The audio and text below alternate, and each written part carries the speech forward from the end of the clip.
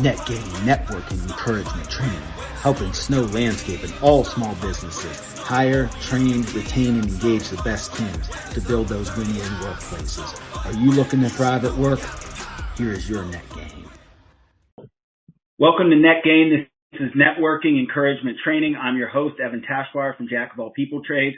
We exist to help Snow Landscape and all small businesses hire, train, retain, and engage the best teams so that you can build win-win workplaces. A win-win workplace is where employees work in their strengths and thrive, and with that, company goals are exceeded. So I'm excited to get into this conversation for my Snow audience with Levi Jett from Jett Winter Advisors. We're going to be talking today really about how can we educate property managers on really how to buy snow, and then for you as snow contractors, what does year-round prep look like? So, Levi, if you want to introduce yourself to the audience, give them a little bit of your background. Yeah, sure, Evan. Thanks for having me. Very excited to be on your podcast. So I'm Levi Jett. I've been in the snow industry now about 8 years, probably. I've worked in a variety of different components through my time in the industry. Worked for some national management companies. I've done consulting now for 3 or 4 years. Even have experience as an expert witness as well in the industry. So I've been able to see it. I've been blessed to be able to see it from multiple different angles, probably more viewpoints than most do. And I feel it's helped me get a very holistic feel for the industry. And just happy to be on and ready to get going, man. Absolutely. And I think you're, I'll have to look back through my history, but I think you're the first guest I've had who I've been on their podcast first. So first guest I've had. There's a couple I want to have, and there's a couple I've had that I want to be on their podcast, but I think you're the first one I've had that I've actually been on their podcast as well. So that's kind of a, new first for me, which is awesome. Absolutely. So before I jump into our discussion, I always like with the E in Net Gain to drop an encouragement on people. And one encouragement, actually, I'm going to take it right off our talk offline before we got here, is to appreciate where you are today, thinking about it in light of your past journey. So I use the example of myself as a trainer.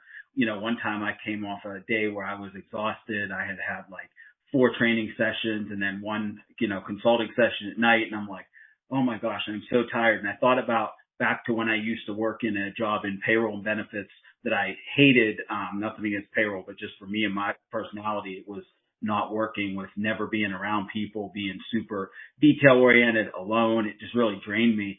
And if you'd have told me back then, hey, there's a day you're going to get to do 4 trainings in a day and be in front of a bunch of people and collaborate and, influence leaders, I would have jumped at that. So for me then that day to be like, oh, I'm tired or this is too much. It's like, no, I got to flip that perspective and say, you know what? I'm living the day I'm thankful for, even if it's tough. I'd say the same thing, like even with athletes, I'm sure probably that's a good encouragement for, because I'm sure they have the times where it's like, oh, I got to practice. Coach is pushing me too hard. This is BS. But it's like, my dude, you're in the NFL. You're in the NBA. Like this is where you wanted to be. So I think with somebody, wherever you are, look back at any piece of progress you made and, look to what you're doing, even in the hard times of it, and be thankful that, you have that progress and you get to do the hard thing especially if you're in a job you want to do and you're just having the hard day, like know that, hey, I'm in what I want to do. And there was a day I would have wanted the hard day of this. So anything you'd add to that, Levi? Oh, I mean, you can throw a dart and put it anywhere on my timeline, and I've would have dreamed for the life that I have now. And I think to add to that, the other part of it is, doing everything you can to make sure that tomorrow is better than today was. And if you're waking up every day with that kind of mindset, you're always going to have great things ahead. And so, for me, that's kind of what it's been like over the last couple of years anyway. It's been almost every single day is better than the one was before. And it seems I've been on a pretty incredible run of this, which is awesome. But again, I definitely put in my dues to get to that point and learned too many hard lessons over the years too. But yeah, I mean, it's very well said and completely agree. Anybody out there that's struggling or, again, take a moment, step out of it and think about what it took to get to where you are. And, maybe you're not satisfied with that, and that's fine. That should give you all the more drive and motivation you need to keep going and pushing. And if you are at a place where you're kind of content, that's fine too. But, appreciate your own sacrifices and what you've had to do to get there. 100%. I think that's really good. And that's good to add to that with the contentment of, make today better than tomorrow. I like, one-time management thing that Jordan Smith actually introduced to on one of the webinars he was on about every day I set 5 rocks that's like, this is what I'm trying to do today. And I probably cram 2 or 3 into one, which is probably not the healthiest of it, but I always look at it, even if I don't get them all done, it's like, did I at least push on them, because Progress. push on them. Yeah. That progress is making that next day a little better. And things do add up eventually if you're pushing in the right direction, also with the right focus. But, speaking of focus, bringing it back into, we'll be dropping this episode around May, which we'll be getting into, of course, for snow removal conference season, summer, sales, planning, all that kind of stuff. So I really want to talk about educating property managers. So one thing that I've heard a lot about from, snow jobs, different places is, the lowball pricing epidemic that was happening before this year. We hadn't had a bad winter in a while. People were kind of throwing, lowball numbers out there for stuff. And then, of course, we got hit. But really, how can we, or how have you as an advisor even helped move property managers' mindsets from just buying snow removal service, so buying plowing, salting, and sidewalks, to actually, purchasing winter risk management? How do we move that mindset? I think part of it is really explaining what are all the risks. It's not just that someone's showing up and doing the job, but it's what happens if they don't. What happens if they do, pardon my French, a half-assed job? What happens if, it's been multiple days after the storm and you're dealing with melt refreeze? Whose responsibility is that? Because a lot of contracts don't cover that. And so it's kind of exposing maybe even their own scope of work. Is it something that makes sense? I've seen a lot of them. And don't get me wrong, there's some that are well written and very thorough and well thought out, and I applaud those people for doing that.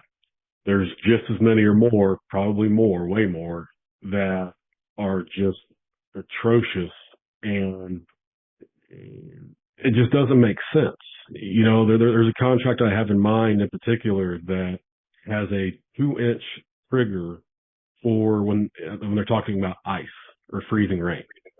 And I know that, okay, yeah, they're probably just, copying and pasting and not putting much thought into it. And they may be thinking of, hey, 2-inch of like a mixed precipitation or something. But 2 inches of ice is catastrophic. And 2 inches of ice rarely happens.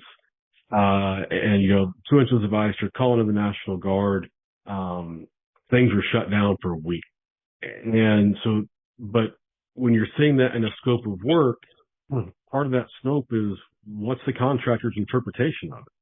And, you could look at that and say, well, I don't have to go out unless it's a catastrophic ice storm. Okay. But it's things like that we really have to question, what is the intent behind the meaning of this, and really kind of break it down maybe to a very basic level of asking that client, what are your expectations? What do you really want out of this? And then on the steel contractor side, you have to be well informed, well educated enough to know, as you're having this conversation with a client, if they miss out, if they miss something, forget something, point it out. You're not attacking anyone. We're all teaching this partner thing all across the industry. This partner this, partner that. Okay, be a partner. And help out and help craft a scope of work that you can deliver and that protect both sides. They're out there. Yeah, I really like a lot of what you said there. So kind of some takeaways, since I'm a trainer, and part of what I do with NetGate is to try to really hit some takeaways, because I want this to be valuable as professional development to those listening. And I think some easy takeaways there was, number one, help the property managers think about and identify the risks. And you listed some of them there, the melt refreeze. the trigger, and are they appropriate triggers? Like you mentioned, that 2-inch ice. I mean, you probably saw my eyes were like, really were like, wow, yeah, that's catastrophic. So calling those out, calling out the, scope of work, the different areas, even knowing the hours of operation of the property. If they're saying that, okay, this only has to be clear by this time, it's like, but you have a movie theater here that's letting out at 10 p.m. And if you're telling me to be done by 7, well, what happens if there's anything 7 to, midnight that's happening? And no, technically I'm not responsible for that, how you have it written. So, like you said too, the second takeaway with helping them understand the risk is being the partner, not kind of the, oh, gotcha, or yeah, this is not good, but saying like, hey, we want to make sure you're safe. Just FYI, here's some things that we'd recommend adding. I have heard that other places about the scope of work, really working with property managers to contract it. One funny story I'll tell before I kind of get into another question off this is, you mentioned that with like the 2-inch ice trigger. I can't remember the exact amount, so I'm not going to try to quote because it was from Canada and it was metric, and I don't know the conversions in my head, and I don't want to say something stupid, but it was basically a certain centimeter amount they had as a trigger. Well, they, the person had a weather service and they were tracking and they were communicating with the customer that, hey, FYI, this trigger hasn't hit yet. It's only been point this centimeters or 1 centimeter, and they're even accumulating it. And they're like, it hasn't hit within this event. And all of a sudden they get a crazy phone call from the property manager about, hey, the garbage people won't take our garbage. They said the snow's too high. And he's like, well, we've been communicating with you. Like, we haven't hit your trigger, So those real kind of things do happen so I hope the property managers that also listen, or people, if you're sending this, that's another thing that I want to have a heart for with the education we do in snow, is try to do it in a way you can send it to your property managers, not to shake a finger at them or not to point at them, to educate on like, this is a situation that actually happened and could happen. So kind of off of that, what would you say real quick to both to property managers and also to clients to help or to snow companies to help their property managers identify what are some of the top risks that maybe they're not aware of or they don't put in contracts if they're just doing the like copy paste, boiler template? Yeah. So, big one right off the top is managing melt refreeze cycles. When you look at a slip and fall, majority of them don't happen during the event. Someone goes out in a storm that's, supposed to get 12 inches. People aren't, if you do fall in that, everyone kind of, it's expected. You're going out in the worst. If something happens, it happens. But that melt refreeze 3, 4, 5, 6, 7 days after that initial storm is something that is very, very rarely talked about in a lot of contracts. And even seasonal contracts where the contractor is on the hook for anything, even still, most of those, it is not adequately described what the responsibilities are and what they look like. Next, I would say, what's the inspection policy? Because if we're talking about a per push or per event type of a contract, does the contractor have any responsibility to be out checking that site well after the storm has came and gone, to look for melt refreeze issues? Again, by the contract, most of the time, they don't have that responsibility. So then that falls back on that property manager, the property owner. And once again, usually that is not well described in a scope of work. And I even went as far to recommend to snow contractors that, if the property manager, the property owner, if they're not willing to kind of have that conversation and figure out how they want to orchestrate that, you can put in clauses that sort of kind of tell the other side of it. Hey, since this is a per service or per push contract and inspections are not part of it, we will not be out here doing inspections. And to put it very bluntly, very plainly like that, so that if later on down the line something does happen, you can come back to that contract and say, look, here's where our responsibilities ended. And to have that, I think it's very, very smart. It, makes your job easier in trying to defend yourself later if you have to. But it's not just putting that back on the property manager, because ideally, you want to have a conversation and reach a middle ground that everyone's comfortable with. But if you're dealing with someone who doesn't want to have that conversation or won't, then as a snow contractor, there's still some ways that you can protect yourself. Yeah, no, really good. And I'm just taking a lot of notes down because you definitely dropped a lot good there. So I think the two you identified as kind of takeaways is things property managers aren't always aware of, and you as snow contractors should make them aware of and have the conversation, is the melt refreeze cycle. And what you called out was spot on about that's when a lot of slip and falls happen, because I've heard that from other contractors I've had on here is, someone slipped on a piece of ice the size of a pie dish, which could have simply been drip off a building, a little bit of runoff that got into a shaded area when everything else had melted. But that's when it happens, because nobody's thinking, oh, it's nice out. Like, I'm looking out my window. It's a nice day today, but there could have been one shaded area that just didn't get cleaned, didn't get cleaned up, didn't get monitored. And then same thing too, the inspections that you talked about. So I like what you said too about kind of, have the conversation, ideally get to the middle ground, but then also the takeaway of, if they don't, want to talk melt refreeze, or like, no, we only want the service during the storm. We want, the de-icing, plowing, sidewalks, and then you're out, like having that in the contract. And would you say that, let's say we get to say like a corporate RFP or something where it's, you're going to sign our contract and that's not specifically specified and they're not willing to add it, would you advise at that point a contractor for their own protection should walk? So it's tough to tell anybody to walk away from business. People are just out there handing out contracts. Mm-hmm. But something I would say is, try to get it through email. Try to get it in some other way. Yeah, they may not be willing to rewrite their complete contract. They may not even be willing to just do a one pager. But if you can get them an email saying, hey, we're not going to do this. We understand your concerns, but we're just not going to do this. Like, that's enough. Memorialize that email because you made your effort. Mm-hmm. And honestly, I take it even a step further for that snow contractor.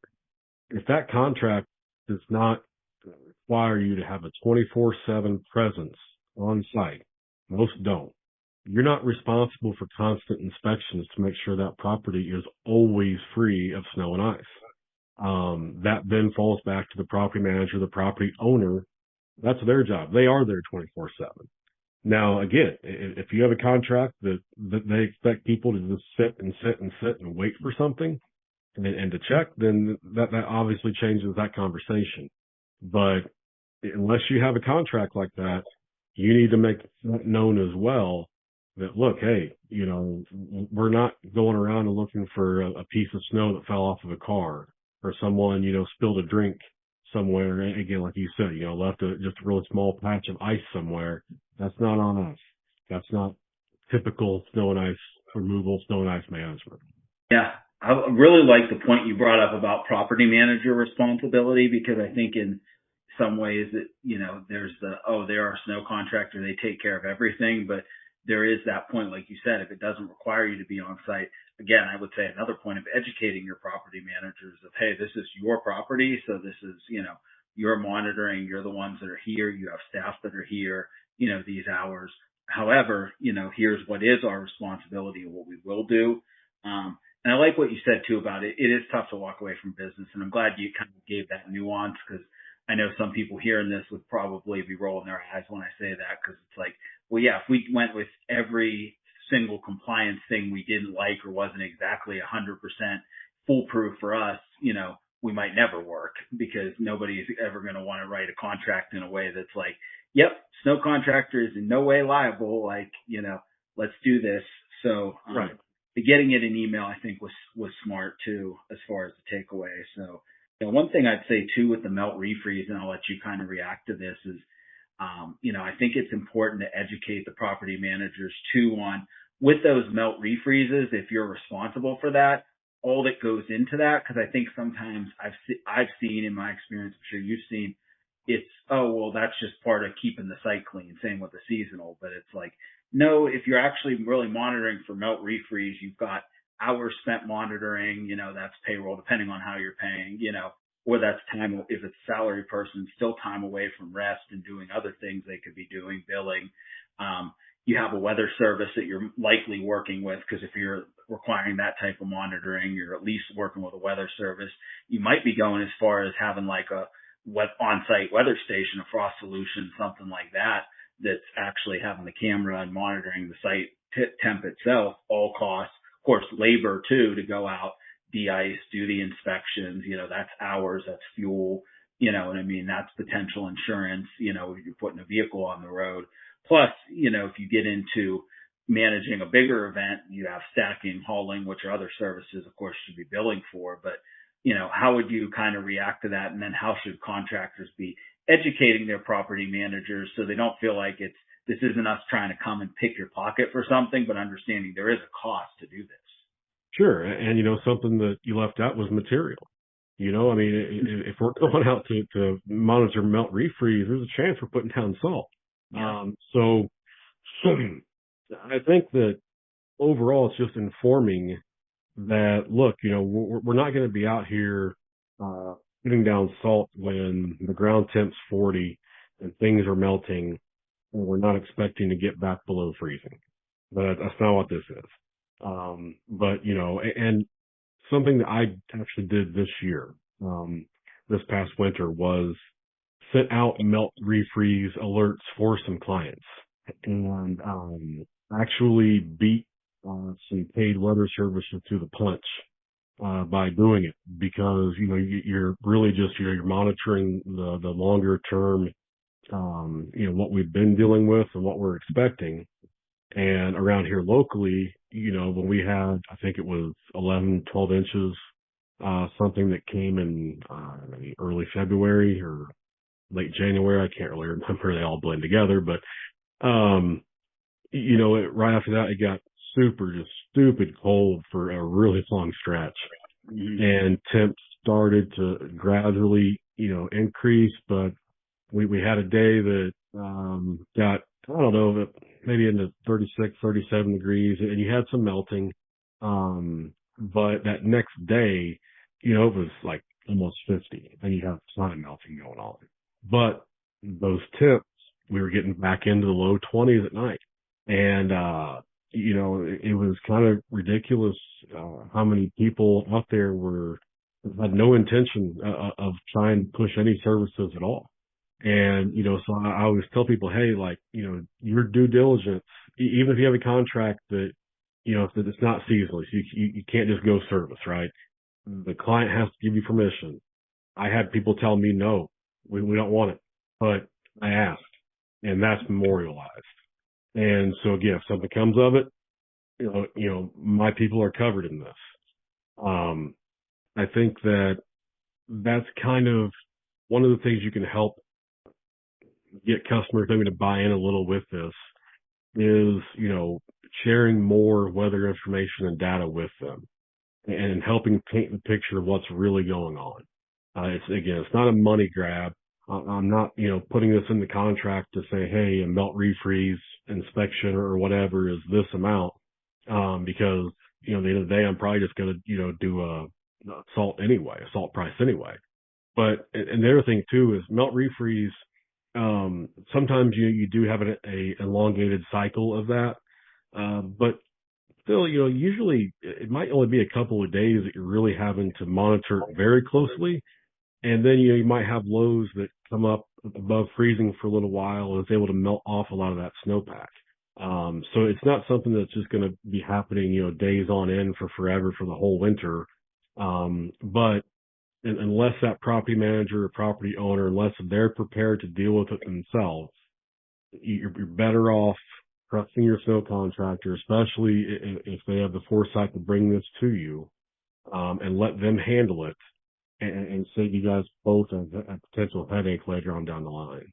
Yeah, definitely. I think that's a, really good way to kind of, put that out there. And I like the communication. I feel like communication and data, and this is why, personal soapbox of mine, but as you grow as a snow contractor, this is why you need either, good office staff, not just people that are admins or just bill, but really understand the business and are involved, or at least training your team to do some of that in a hybrid sense. Because some people might be smaller where it's not possible to have somebody just necessarily sitting, but somebody's got to have that skill in some way to be able to do that, to do what you're just saying there, because that is project management type live event management. I mean, really it's event management, because while it's not event as like, show up to a stadium event, it's, hey, these are the conditions coming in. This is what's going to happen. These are the actions that we recommend to take in light of this. So I think what you said about documentation is really good. I even do that from here's a professional takeaway for y'all. When I leave meetings, I really recommend people do that. And I always do that to say, hey, here's a recap of our meeting, including action items. And one thing I've always put in is let me know if you have any questions or additions, corrections to the notes, because like you said, that's my way of memorializing it, so that if somebody comes back and says, well, I didn't say that, or we didn't decide that, I pull the email up and I'm like, well, this was the recap. I had asked if anybody had anything. You were on here. I didn't hear anything from you, so I did take that action. So I think that's really good. So kind of looking at prepping for snow year round and coming right off this conversation, we're having these conversations as, consultants, snow pros to each other, but how can we start having these conversations with property managers now? So they may not necessarily be ready to talk snow now, but what are some ways we can get to the table with them on some educational relationship building ways now? So it's not just when we're selling something or billing, but really to educate, now in this time in the summer and, early fall. They may be hard meetings to get, but I feel like a softer entry point is to request a year-end review, a season-end review of what you did last year. And, kind of use that as a Trojan horse in a way to, bring in kind of the education, especially if there's things that happened over the past season that, may have caused an issue here or there. But, use this to talk about it. I always am big promoting snow contractors to do, scenario-based training and mock storms, to better themselves. And one of the ideas is that if you're doing that exercise in June, no one's worried about snow coming. So everyone's stress level is lowered. Guards are down. Minds are open to hear a little bit, different things. If you're doing your first mock storm in November or December when snow's right around the corner, nobody wants to hear, let's figure out a brand new way to do something. It's too late for that shit. So with this side of it, it's sort of the same thing. That customer doesn't want to have all these issues and have to go through this education process and learn everything and then find time to make decisions on that information in November or December. That's the completely inappropriate time to have those conversations. Spring, early summer, perfect timing. And again, maybe you're able to use the Trojan horse of a year-end review to make that happen and at least get you to the table. Yeah, I think that's really good. And I do agree that, I've heard those are tough meetings to get. And I know that was one of the complaints in like some of the lowball conversations I've heard is that people aren't even coming to the table with contracts. It's, oh, just send me the proposal, just send me the price, don't have time for that. So I'm actually addressing that on an episode that will be out by the time this one drops with sales coach Wesley Whitaker. I had asked her about that from being an outside sales coach, how to deal with that objection, and got some interesting feedback. But yeah, I think that year-end review is a good way too. And, one thing from a people side, depending on especially higher value clients, I would say if you have a way that you can make that in person, provide lunch, spruce that up. I mean, if they can only do virtual, that's fine. You can even send gift cards or gifts as well. But if there's a way you can spruce that up, really make it an event to get them relaxed and, conversating, not just like a meeting where they're like, all right, what's the agenda items? Okay, we're gone. But, really maybe to open up a little more on what's next. So I think that's good. And what you said too about the, mock storms and really prepping for winter now when it's calm opens up the innovation. So kind of on a flip side of this coin, so we've had a rough winter that we've come through, heavier than we've had in the past few years. how would you tell snow contractors, is there ways they can approach people that didn't go with them or went with like a low baller, and maybe got burned? Is there any way to kind of say, because I know you don't want to just say directly like, hi, yeah, moron, like you should have went with me, but how do you approach that conversation tactfully, but also maybe to get to maybe that they've learned the hard way, would they be more open to conversation? So I think this is a lot like anything else, right? I mean, the first step to solving a problem is admitting you have the problem, right? Yeah. So, you kind of have to still kind of coax that out of that client to really go, okay, hey, you got burned, but what were the actual pain points that you went through? What were the specifics? And because if you know those, then you're able to know, okay, hey, we can actually solve, where they failed. It's not just trying to go in, rush in and say, hey, I told you so, you idiot, you should have went with me. As appealing and as fun as that would be, it's probably not the best relationship building advice I could give. But, and kind of to add to the last question, I know it's tough to hear. Like I said before, people aren't just handing contracts out. I get it, but don't chase the bad work. Don't chase the people who, will not give you the time of day besides send you an email they've sent to 500 other people. If you really value your company, your staff, your process, what you're building, don't chase that type of work, because the bailout for that same portfolio will be there when the person they picked fails. Mm-hmm. So you can go get them later, and they're going to pay, more than you probably wanted more than you asked to begin with. And, you're going to be able to come in and kind of be a hero for them. But, don't feel that you got to, run down a rabbit hole to chase that work. I think something too kind of coincides and sales consulting is not my forte, but, something that I heard from Neil Glatt a few years back, was really knowing what your ideal client is, and it's kind of a tiered a tiered look, right? And once you have identified that, I mean, that is the compass of your company. You're not breaking off in either direction to go chase anything else other than, what your dream client is. And to further clarify, it's not just, I want a client that's going to pay me a ton of money or great margins or whatever. It's specific things. Again, you may feel that your company is best positioned to handle. Maybe you've got just a ton of heavy equipment, and so you're only looking, at the largest of sites because you want to put it all there. Okay. Now that you can cross off, 80% of everything else, and you're only going to focus on this 20, and then from there it's going to, shrink even further. So that also gives, your sales team a little bit more focus on their mission and what to look for. But again, don't chase the garbage work that's out there. I mean, the people will eventually learn or they won't. But there's always people that are going to value you out there and value your services, and those are the people you want to try to find.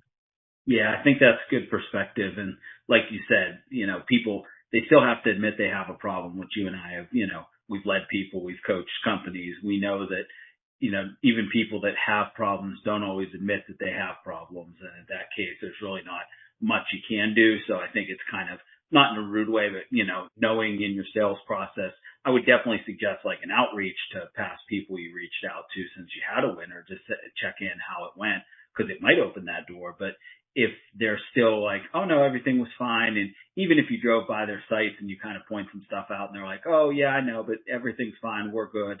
Like, you can't really, like you said, push yourself there. But when you do see those openings, obviously have that conversation. So I think this has been a good, talk about, really how to prep for, winter and the summer, have those conversations, how to educate property managers. Last thing we'll switch to, because this will actually come out after. So we're sports people. There's a draft in my city of all places, which don't know if I'm going to go to the actual event, but I'll probably go to something related to it. But so where do you? I'll ask you, where do you think the Colts are going with picks? I don't think you guys have a lot actually. I think you guys kind of have We don't. later round stuff, and I'll kind of say where I want the Steelers to go with picks. But where I can go first since I've had time to think about this one. But Yeah, go ahead. Yeah, go ahead. yeah, I think round one. I think there's still. Here's the thing. Your boy Mendoza from Indiana is going number one. So that's, to me, really the only first round quarterback I see out there. I think Ty Simpson could be good. I'm not convinced he's a first rounder, and I hope they won't reach for him at 21. I would be okay if they went receiver at 21. I would even be okay if they did a Jackson Dart thing and traded back up for him later after getting that, only because they're loaded on picks this year. They have like 3 third rounders. So to me, if you dumped off 2 third rounders or like a second next year and a third to go back into the first, like I would be okay with that.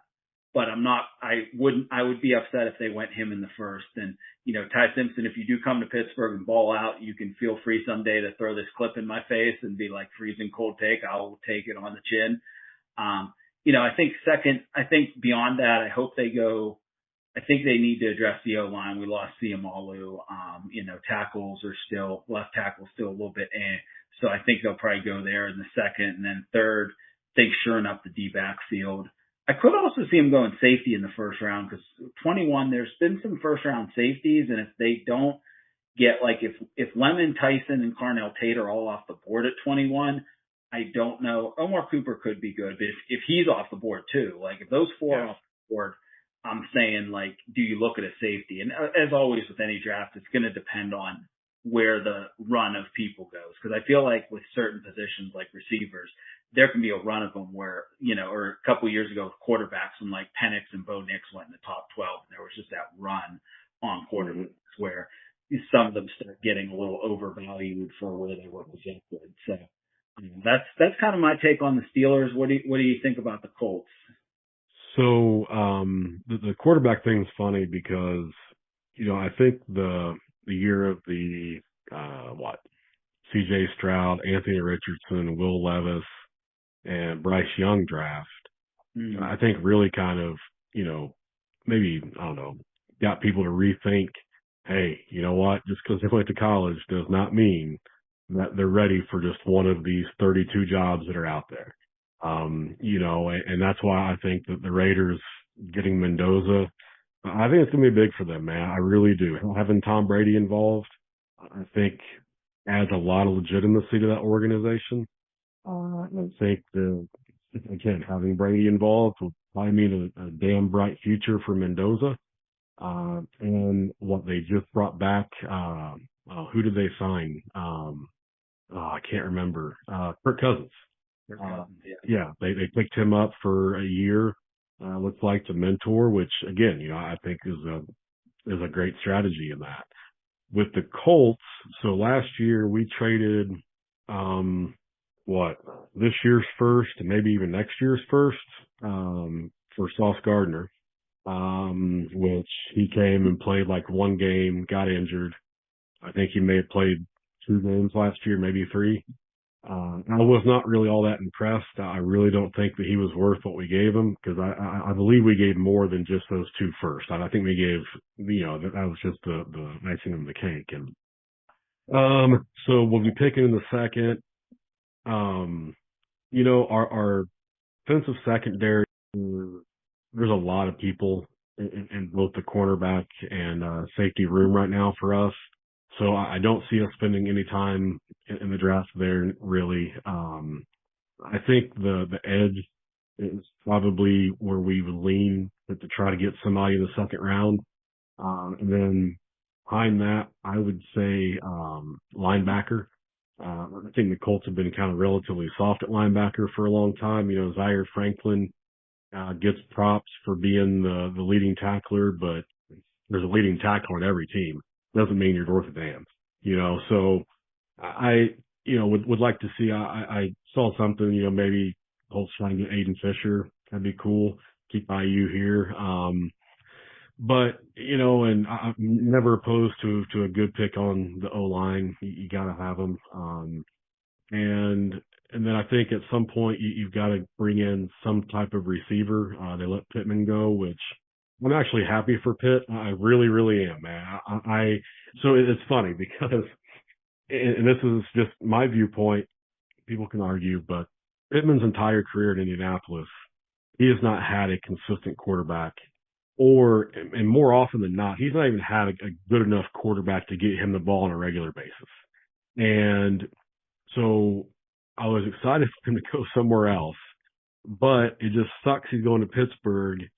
And because, with Aaron Rodgers, again, you guys are having Aaron Rodgers on the last, the last days of what he is, so it's almost like, you're going from one, bad quarterback situation to another because, Daniel Jones got a big bag in the off season for the Colts.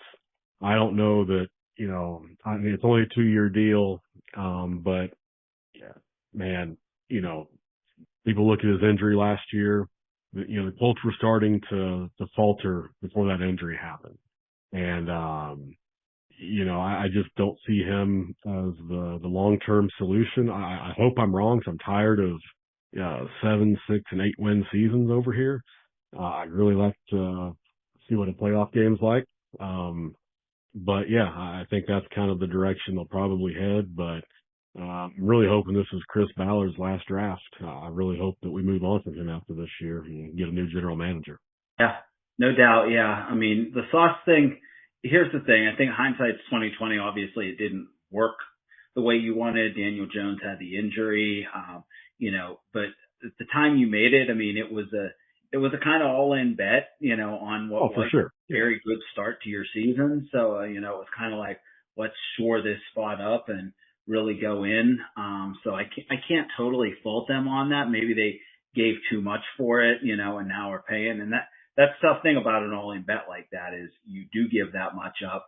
And if it hits, I mean, the Rams did that with Matthew Stafford and won the Super Bowl. So to them, that was smart because, okay, yeah, we went all in. We said, F them picks, as they say, but you know what? They got the ring for it. But yeah, it's when it doesn't work out, on the other hand, it does look down. But I mean, I think Daniel Jones' injury is going to be the big one. Is he supposed to come back to start the season, or is he midway? Or I thought I heard that they thought he was going to be ready to go.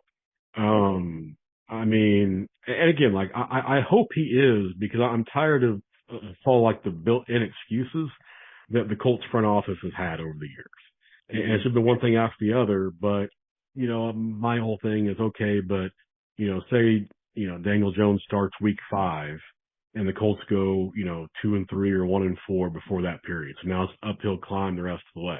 Okay. But, I can also make the argument where we may have been 2-3 no matter what. Because, again, I know that we had a good run of 8-9 weeks last year. But I really don't think the Colts were that great of a football team. I think that it was just something where they beat up on a lot of bad teams, kind of came out of the gate hotter than most people expected. And then when you got Jonathan Taylor running for freaking 3 touchdowns a game, multiple games over, that doesn't hurt at all your chances of winning. No, definitely not. So, yeah, I think it should be an interesting season. I'm interested to see how, Pittsburgh shakes out with Tomlin being gone now, McCarthy being here. What does that do to the offense? Change is always, organizationally, I could have podcasts on change alone, organizationally, what that does. What did you think about the Tomlin move? Were you supporting that, or were you against it? I was supporting it just because here was my postmortem on Mike Tomlin. I've always said, I think he can handle adversity very well. I think he handled prosperity very poorly. I think I can look back and I could trace back to their history of times when I remember 2013, they were 0-4, looked like they couldn't beat anybody, and rallied to go 8-8 and were a missed field goal away from going to the playoffs. 7-8, won the last 3, beat 2 playoff teams down the stretch. So, I mean, they can, they can do that. But then also you have the 2020 season where you start 11-0 and lose to Washington and Cincinnati and are out in the first round getting outscored 28-0. Or you have the killer B years where you had these teams that you thought should have won a Super Bowl and got 45 points put up by Blake Bortles on you in a playoff game. So it was always just that enigma of like, and then too, we had holes like the quarterback thing, obviously the big one. The Big Ben succession planning was not handled properly, in my opinion. And I think a lot of that was curtailing the ego. He didn't want to be replaced. He didn't want to try to mentor somebody. And that was something that as leaders, from a leadership side, that's something that, you have to do better on. It's one thing I always respected Bettis on is when it was time for him to mentor like Willie Parker, he was like, look, whatever you need, like, I got you, But it's funny because it's so rare in sports, and it's so hard for me to understand the why behind it. Because, again, take Big Ben for example. He was an All-Pro quarterback for 15 years, 17 years, however long he was in, and you can't play at that level for forever, and there's going to be somebody else after you. The Steelers aren't dying with you. And so you would think that, even if there's nothing more, it's just a hat tip to the organization to say, all right, I'll stay on for another year or whatever with the intent of trying to help this guy get his NFL legs. I'm not going to stay on for 5 years and help him get across every hurdle he comes across. But still, it's just so weird to me because, Brett Favre was like that. Aaron Rodgers was like that. I don't know, why it's so rare that you actually have a situation where, that guy going out actually does say, hey, you know what, kid, I'll help you out. Yeah. So yeah, I think some of that probably is too, again, psychology is a big thing for me, like, and how people process and as a leader. And I think some of that is probably, you look at American sports culture and, some of it is like people wrap so much identity up in that and in work. I think that has to be set early in an organization. Like I know like where I work by day and, also I try to instill this in consulting is like, we're always trying to help the next people up and we're never in that somebody's going to take my spot. It's like the idea is that we grow so that you grow alongside me. You know what I mean? I'm not afraid as a program manager or I'm not afraid as an operations manager to train you up to be an operations manager because ideally we grow and we need you to be an operations manager because I can't or I can't do this whole region. Now we're dense. Now we got two of us and now you're a peer. I think to me that's a win. But I think sometimes in, sports and stuff and also too, the danger of sport is there's not the same. It's not like you can grow in a way where the Steelers can then have two quarterbacks. Like, there's only going to be one starting quarterback. So there is a natural limitation there too. But at the time, I think it's also, and some of that's maturity too. Just remember we talked about that on your podcast about sometimes you have the person's ready to be head coach. They could be the head coach of that team they're on as a coordinator. They just, the head coach there is good and not going anywhere. So you have to move. You know what I mean? I think that's also having the dignity of kind of knowing when that is. And again, I don't know, I'm not an athlete, but I think a lot of that is probably, and then also too, I can't imagine being in a position where you think about it, this man has millions of dollars of his jersey and likeness and merch sold. I have a Roethlisberger jersey, like other people, and you've got thousands of people showing up, cheering your name, following you online, like, that has to psychologically in a way that like we can't understand because we're not in it. It's not like people are like, cheering, yay, snow consultant, yay, peak consultant. You know what I mean? Like Never. Rock my loud shirts and be like, I want to be you, Evan. You know what I mean? So I think psychologically that has to do something to somebody. And I think it's probably not that you can't be humble in that because there are people that do and there's people that mentor and go other ways.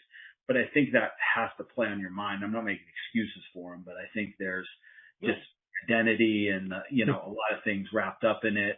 And also too is, what talks do people have about future planning? Cause I remember Shaq had said that when he was with the Magic, and this is probably one of the best outreach is he had spent like $1 million in a day because like he bought a new car and he came home. His dad's like, "Oh, I want that." He's like, "Oh, cool, I'll go get you one." And he went and got him one. And his banker called him and was like, "Look, would you be open to a conversation?" He's like, I know you're young, you're hitting this money, but I've seen guys go your path and end up, he's like, there are things you can do. He's like, I'm not saying you can't thrive, you can't spend some on yourself, but there's things you can do. And he's like, he really mentored me and taught me about investing, taught me about buying businesses. And, now Shaq's doing all that stuff. He owns franchises. He's making money in his sleep. You know what I mean? So I think too, is there that post-football coaching that, and also is it, to what extent is it offered, and also to what extent is it received? Because I know as a trainer who feels like I offer good training both full-time and the consulting side, things aren't always received, just like we talked about earlier, and people aren't always open to it. So I think sometimes too, that plays a part. Yeah, and I think another part of it is with the athlete part. As coach, it's harder to know kind of when it's your time to go, because you can coach for forever. But as far as an athlete goes, you take someone like LeBron James, who is obviously in the twilight of his career. The guy on any given night can still go out and put up all-star stats and get pretty much what he wants most of the time. Father Time has not beaten him physically yet. Yeah.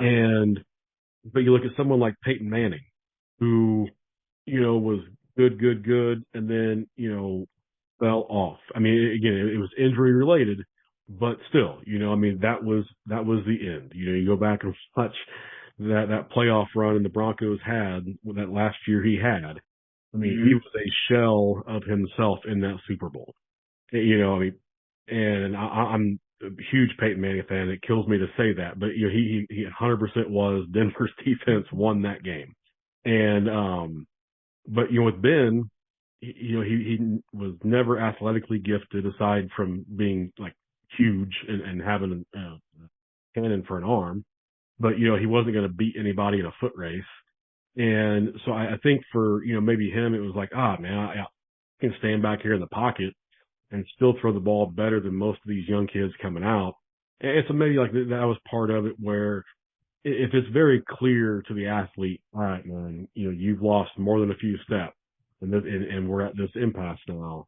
But I think on the other hand of it, it's guys just don't. Sometimes that scale down is a little more gradual, and because you get guys like Ray Allen, Reggie Miller, stay in the corner and shoot a three. I can do that for forever. Now, Reggie didn't, Ray Allen did. But still, when you have those kinds of opportunities, why wouldn't you stick around? Yeah, I think this is all good stuff that we could definitely talk for days on, but, do want to wrap up. So, kind of. Maybe start a sports podcast someday. Oh, yeah. We probably could, we'd be killing it. So, but yeah, I appreciate you being on. I appreciate you definitely talking both snow and sports, hope that, people find value in this. So, I'll just kind of say that, going back through this, I would encourage people to, if you're in a snow company of any size, really listen back through this, talk through it with your team, say what you brought out of it, and really use this as a tool to get yourself ready for, this spring and then obviously into the next winter. But, closing up, this is Evan Tashwire, Jack of all people trades. Like I said, we exist specifically to help snow landscape and all small businesses hire, retain, train, and, engage the best team. So if that's something you're looking for, whether you're, needing to interview better, needing to put in processes for how you interview, how you onboard, how you train, that's something I'd love to talk to you about. So definitely feel free to reach out. Also, if you're looking for supplements to your training, that's something I do as well. So this has been Net Gain, Networking Encouragement Training, and we're out. Weather, but you ain't gon' slip and fall with that. Why? Cause we snow fighters, we assaulting that. Get it, salting that. King need this salting rap. Clown brokers, end of the road. This a cul-de-sac. Blackout with white glove service. That's the coldest facts.